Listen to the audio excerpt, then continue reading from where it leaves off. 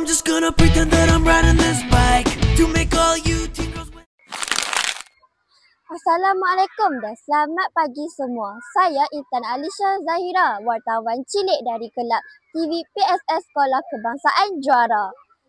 Hari ini kami berada di pada sekolah sempena Hari Sukan Negara 2025. Semua murid kelihatan sangat bersemangat dan ceria.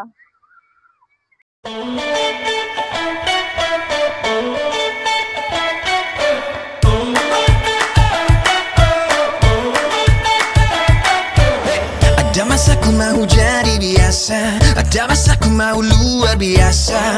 Mahu ku jadi juara, mahu ku berjaya. Kata orang hidup biar berjasa, dunia ini hanya sementara.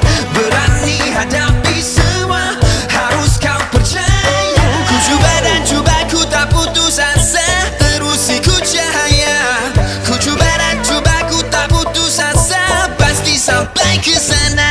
I'm fire and I'm water, kau memberiku kuasa.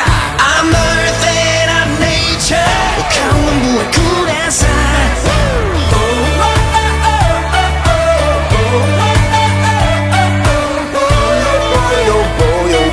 Jangan mudah mengalah, gagal bukan alasan putus asa, menang bukan untuk mendami dada.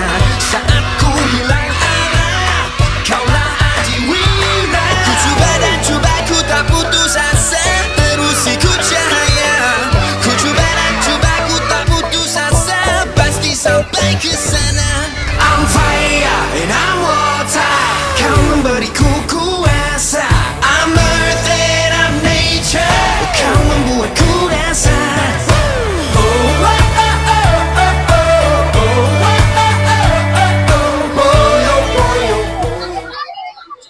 Pelbagai acara menarik diadakan seperti bola sepak, bola jaring, sukaneka dan sedang berlangsung di belakang saya permainan rugby touch.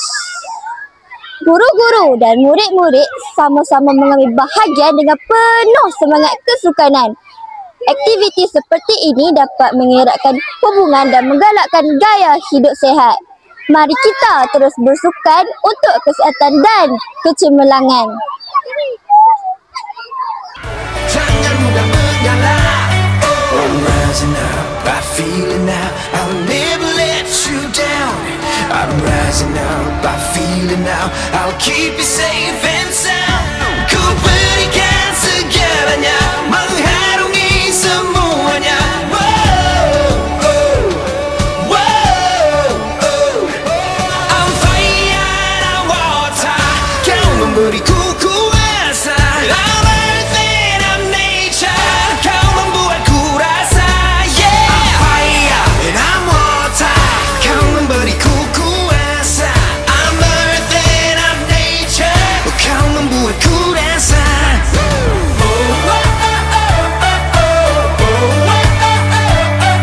Boy, oh boy, oh boy, oh boy, jangan mudah mengalah. Sekian sahaja dari laporan dari kami TV PSS Sekolah Kebangsaan Juara.